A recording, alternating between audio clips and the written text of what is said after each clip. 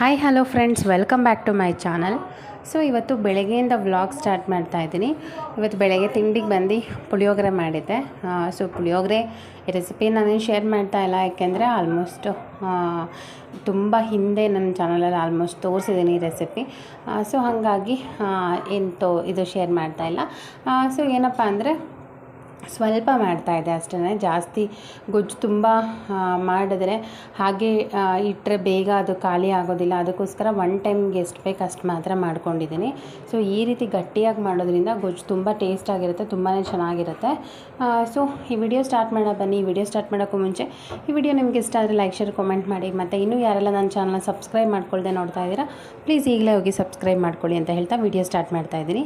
So ಇವತ್ತು ಪುಳಿಯೋಗರೆಗೆ ಒಳ್ಳೆ combination ಅಂದರೆ ಚಟ್ನಿ ಅಲ್ವಾ. ಸೊ ತಿಂಡಿ ಎಲ್ಲ ಆದಮೇಲೆ ಹಾಗೆ ಸ್ವಲ್ಪ ಫ್ರಿಜ್ಜೆಲ್ಲ ಕ್ಲೀನ್ ಮಾಡೋಣ ಅಂತ ಅಂದ್ಕೊಂಡು ಕ್ಲೀನ್ ಮಾಡ್ತಾಯಿದ್ದೆ. ಫ್ರಿಜ್ ಮ್ಯಾಟು ಮತ್ತು ಬಾಕ್ಸಸ್ಗಳು ಅದೆಲ್ಲ ನೀಟಾಗಿ ವಾಶ್ ಮಾಡಬೇಕಾಗಿತ್ತು.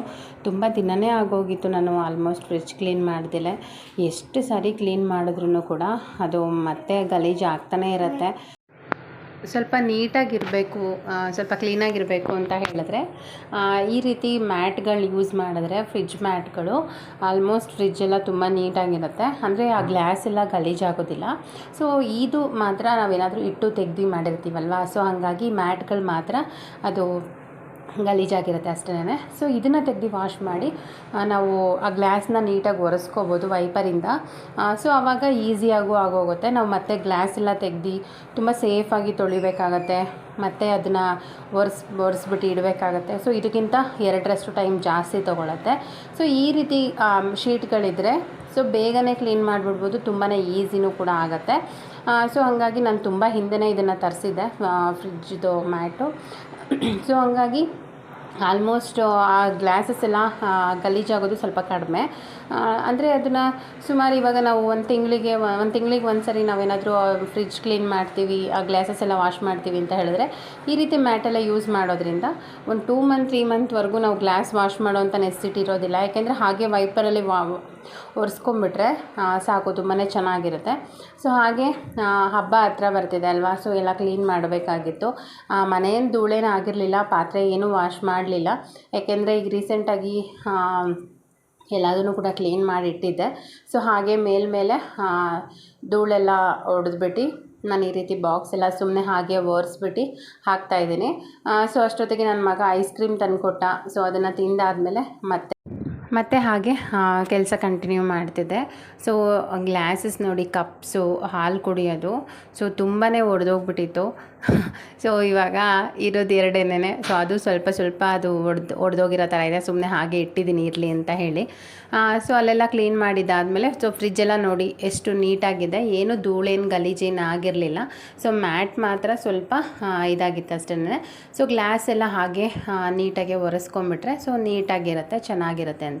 ಸೊ ನಮ್ಮನೇಲಿ ಫ್ರಿಜ್ ಆಲ್ಮೋಸ್ಟ್ ತೊಗೊಂಡು ಒಂದು 6ರಿಂದ 7 ವರ್ಷ ಆಗಿದೆ ಅನಿಸುತ್ತೆ. ಸ್ವಲ್ಪ ಕೂಡ ಅದು ವೈಟ್ ಕಲರಲ್ಲಿ ಇದೆಯಲ್ಲ, ಸೊ ಸ್ವಲ್ಪ ಕೂಡ ಡಲ್ಲಾಗಿಲ್ಲ, ಅಷ್ಟು ನೀಟಾಗಿದೆ.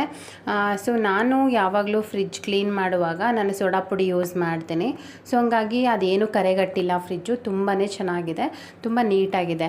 ನಮಗೆ ಸಾಕು. ನಾವು ಲಾಸ್ಟ್ ಆವಾಗ ಒಂದು 7 ವರ್ಷದಿಂದ 6.5 ವರ್ಷ 7 ವರ್ಷದಿಂದ ತೊಗೊಂಡಾಗ 6 ವರ್ಷ ಆಗಿದೆ ಅನ್ಕೋತೀನಿ ತೊಗೊಂಡಾಗ ಆಲ್ಮೋಸ್ಟ್ ಇದೇ ದೊಡ್ಡದು ಆವಾಗ ನಮಗೆ ಸಿಂಗಲ್ ಡೋರು.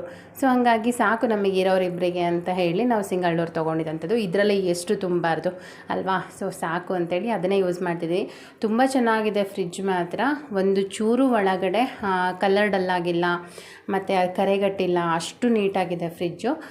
ಸೊ ಹಾಗೆ ಆ ಬಾಕ್ಸ್ಗಳಿಗೆಲ್ಲ ತರಕಾರಿ ಮತ್ತು ಸೊಪ್ಪು ಅದೆಲ್ಲ ಹಾಕಿ ಇಡ್ತಾಯಿದ್ದೆ. ಸೊ ಹಾಗೆ ಕವರಲ್ಲಿ ಹಾಗೆ ಇಟ್ಬಿಟ್ಟಿದ್ದೆ.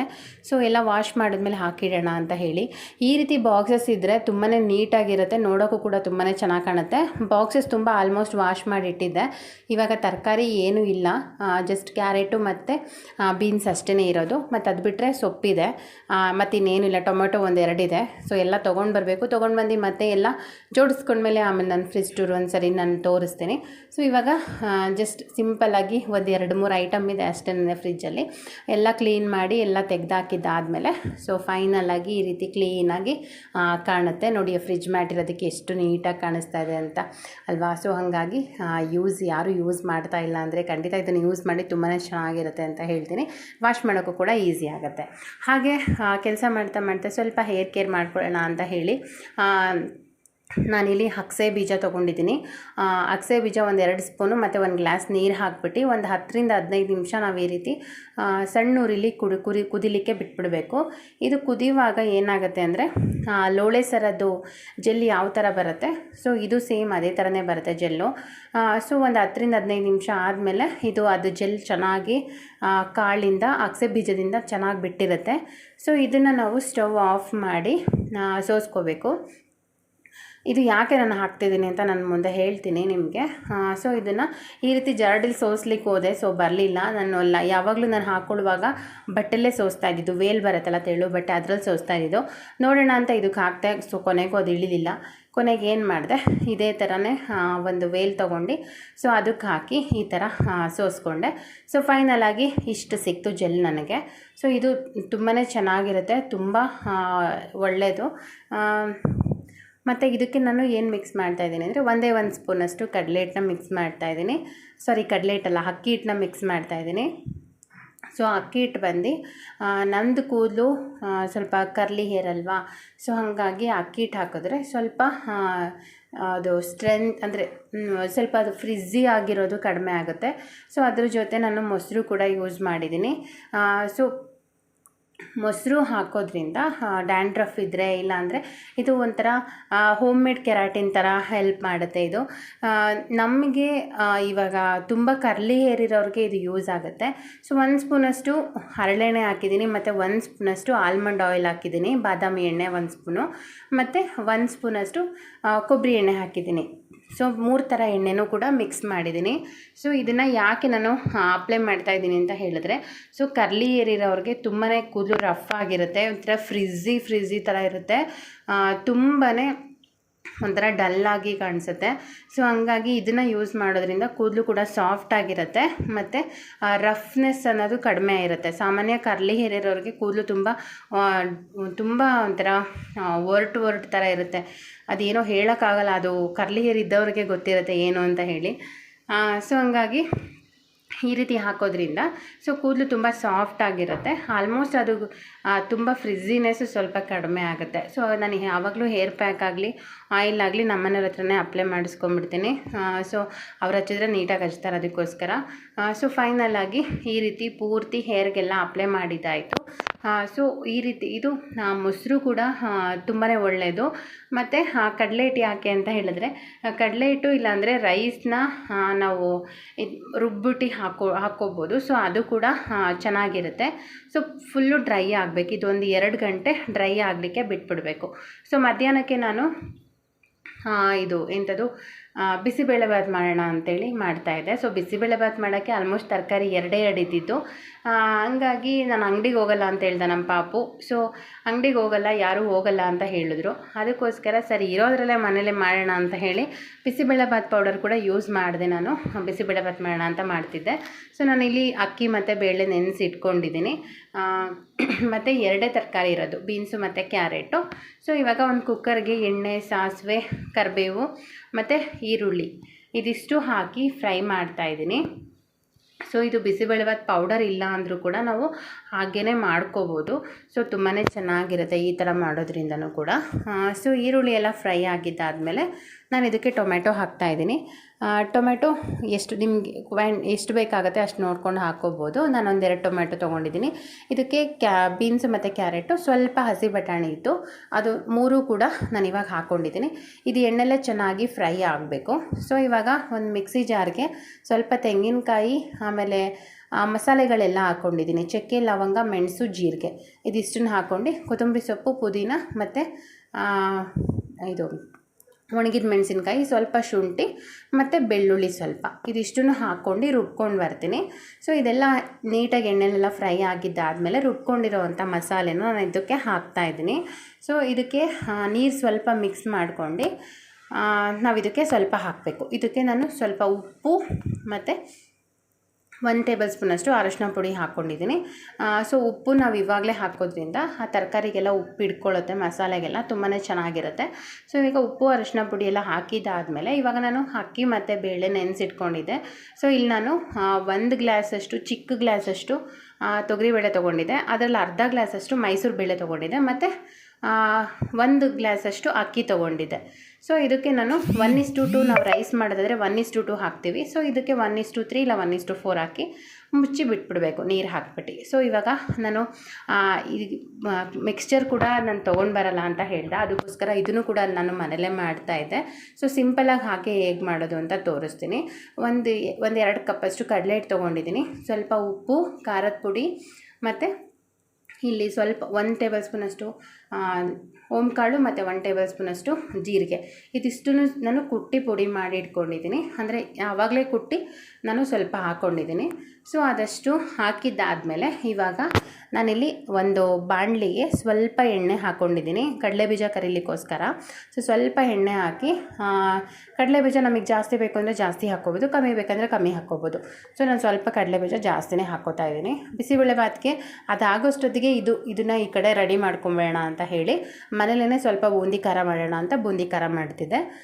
ಸೊ ಸ್ವಲ್ಪ ಕಡಲೆಬೀಜ ಎಲ್ಲ ಫ್ರೈ ಮಾಡ್ಕೊಳ್ಳೋಣ. ನಮ್ಮ ಮನೇಲಿ ಇದೆಲ್ಲ ತೆಗಿಲಿಕ್ಕೆ ಇದೇ ಥರನೇ ಇರೋದು ಸ್ಪೂನು. ಸೊ ಹಂಗಾಗಿ ಸ್ವಲ್ಪ ಕಷ್ಟ ಆಗುತ್ತೆ. ಅಗಲ ಥರ ಇದ್ದಿದ್ರೆ ಇನ್ನೂ ಚೆನ್ನಾಗಿರ್ತಿತ್ತು, ಬಟ್ ಈ ಚಿಕ್ಕದೆಲ್ಲ ತೆಗಿಯೋಷ್ಟೊತ್ತಿಗೆ ಸ್ವಲ್ಪ ಸೀದೋದಂಗೆ ಆಗುತ್ತೆ. ಸೊ ಆಲ್ಮೋಸ್ಟ್ ಆದಷ್ಟು ನೋಡ್ಕೊಂಡು ಮಾಡಬೇಕು. ಸೊ ಅದ್ರ ಜೊತೆ ಕಡಲೆ ಕೂಡ ನಾನು ಹುರ್ಕೊಂಡಿದ್ದೀನಿ ಮತ್ತು 1-2 ಎಸ್ಲು ಕರಿಬೇವು ಕೂಡ ಹಾಕ್ಕೊಂಡಿದ್ದೀನಿ. ಮತ್ತು ನಾನು ಏನು ಕಡಲೆ ಹಿಟ್ಟೆಲ್ಲ ಹಾಕಿಟ್ಕೊಂಡಿದ್ನಲ್ಲ ಅದಕ್ಕೆ 1-2-3 ಸ್ಪೂನು ಎಣ್ಣೆನ ಹಾಕ್ಕೊಂಡಿದ್ದೀನಿ, ಕಾದಿರೋ ಎಣ್ಣೆನ. ಸೊ ಅದು ಹಾಕ್ಕೊಂಡಿದ್ದಾದಮೇಲೆ ಇದಕ್ಕೆ ನಾವು ಬೂಂದಿ ಖಾರ ಕರಿಲಿಕ್ಕೆ ಸ್ವಲ್ಪ ಎಣ್ಣೆ ಹಾಕಿ ಕಾಯ್ಲಿಕ್ಕೆ ಬಿಟ್ಬಿಡಬೇಕು. ಅದು ಕಾಯೋ ತನಕ ಇಲ್ಲಿ ನಾವು ಹಿಟ್ಟು ರೆಡಿ ಮಾಡ್ಕೋಬೇಕು.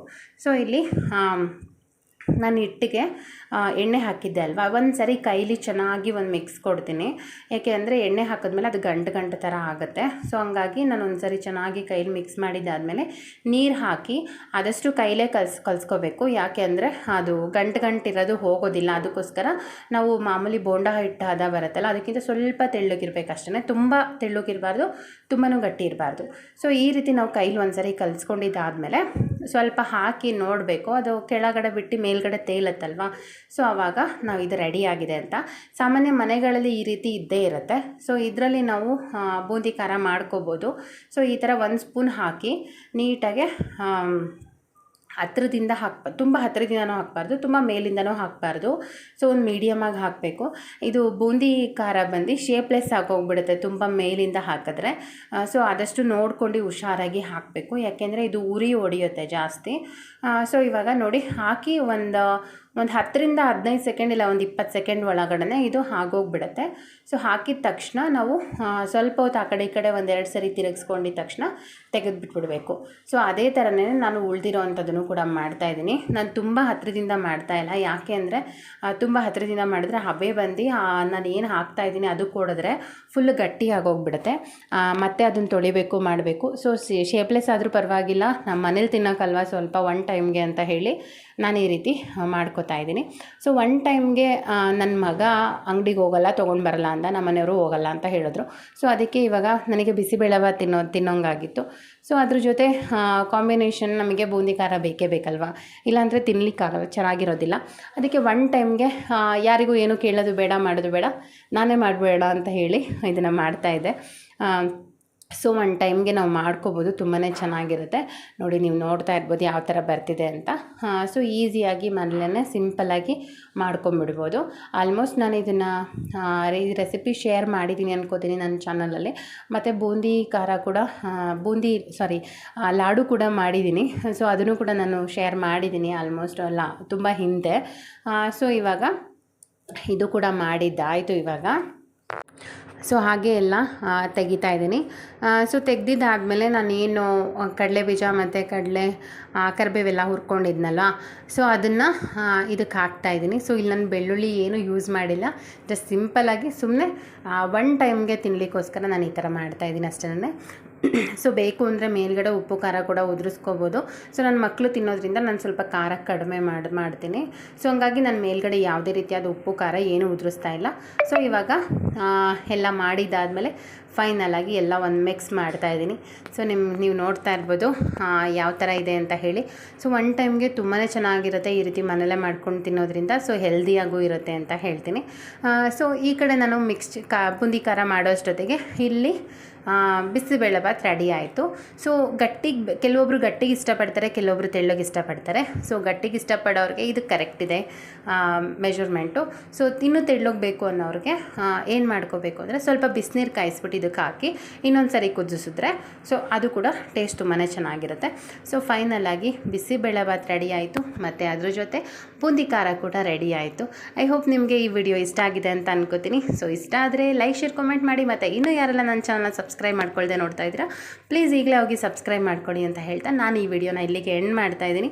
ಸೊ ಮತ್ತೆ ಸಿಗ್ತೀನಿ ಮುಂದಿನ ಒಳ್ಳೆ ವಿಡಿಯೋಲ್ಲಿ. ಅಲ್ಲಿವರೆಗೂ ಟೇಕ್ ಕೇರ್, ಬಾಯ್.